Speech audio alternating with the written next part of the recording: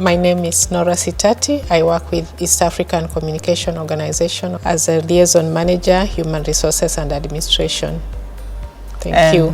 My name is Caroline Wamala Larsson. I'm the director of SPIDER, which stands for Swedish Program for ICT in Developing Regions. We're based here in Stockholm and have for the past 20 years been working with digital transformation that the tagline is inclusive digitalization that benefits all.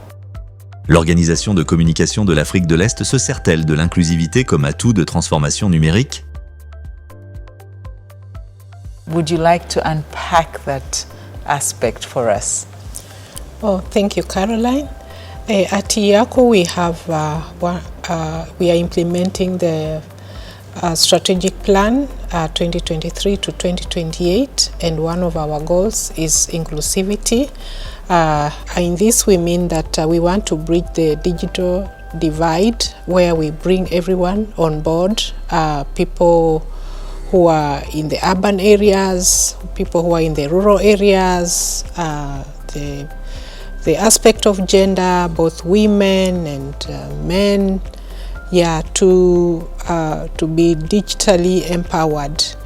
And therefore we have activities that cut across all these factors to have everyone on board, so that the whole community is digitally empowered. Comment les régulateurs peuvent-ils s'assurer que les efforts d'inclusion numérique répondent efficacement aux disparités de genre et autonomisent les communautés marginalisées, et plus précisément en Afrique subsaharienne? If I put on my researcher hat, first and foremost, I can't keep emphasizing how critical data is in the journey towards addressing disparities. If we're talking about rural area populations, if we're talking about informal settlement communities, we're talking about women, we're talking about persons living with disabilities, data is key to providing the needed evidence in order to, bring about action. It's so critical to have that data.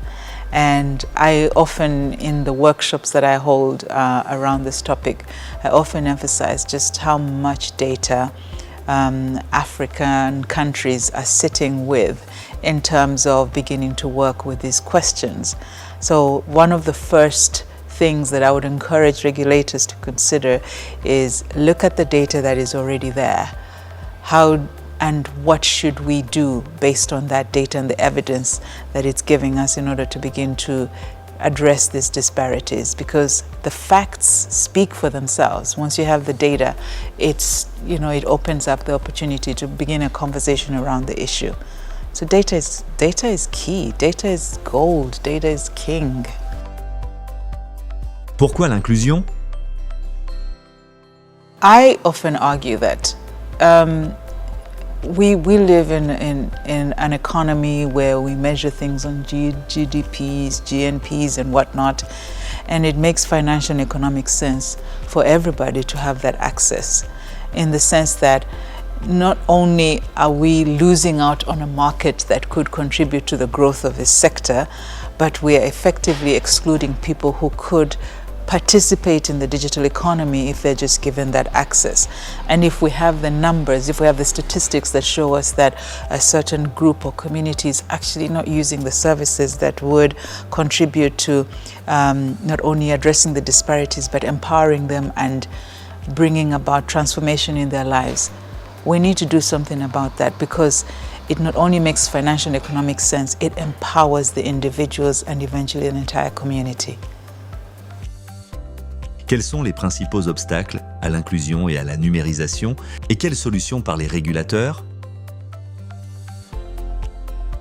Some of the barriers are, in terms of how our societies are structured, how they order the lives of the communities and the individuals that find themselves in. And many of these structures are around the notion of gender, around the notion of age, around the notion of class, the notion of where you're located geographically. So these structures, can determine, for example, just what resources you have access to and how much you can actually expend when it comes to whatever opportunities that you're looking to, utilize and so forth.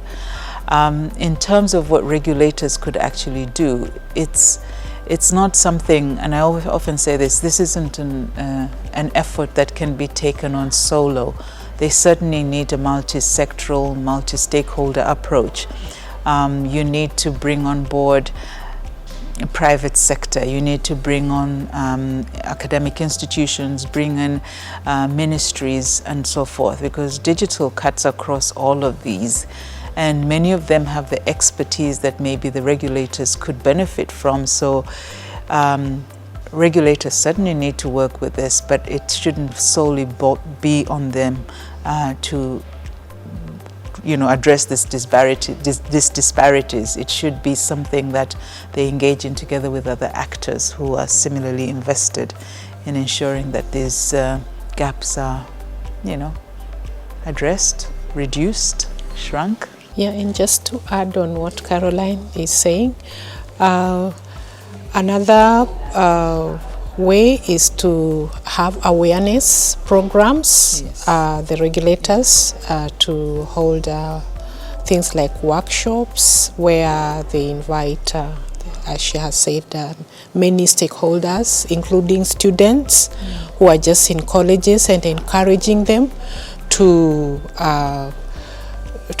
embrace the ICT skills, also the operators, and then the other ICT regulators, like regionally. Yeah, when they come together and share information, this helps in empowering and also as a way of bridging the digital divide, and also just inviting the informal sector.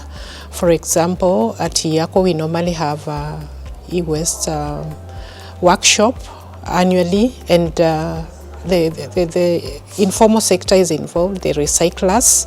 We bring them on board, and this helps a lot. Yeah, the interaction, the sharing experiences. Yeah, these are just some of the ways the digital divide can be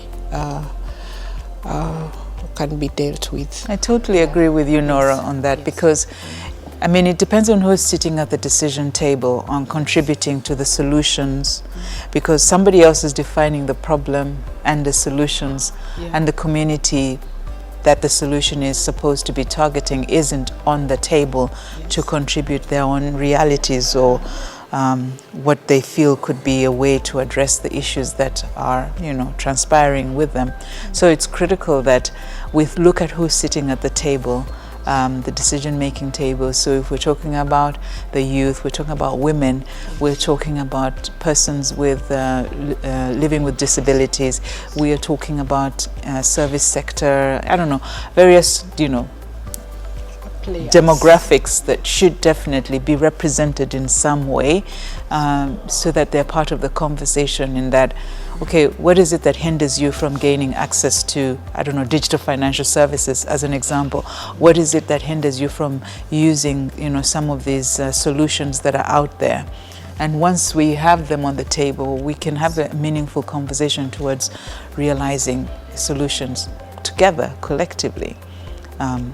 I think it's really imperative that solutions are co-created with the communities. La diversité contribue-t-elle sur le plan de l'innovation dans un pays ou une région? It's very powerful to have diverse teams, because everybody has a different worldview, a different approach to how a solution can be generated, so to say. Yeah, true. And even in the same aspect of a diversity, men and women, the way we look at things, we have different perspectives, and also, as Caroline mentioned, the demographics, where we come from, we have different mindsets, and when we bring all this together, they contribute to innovation a great deal.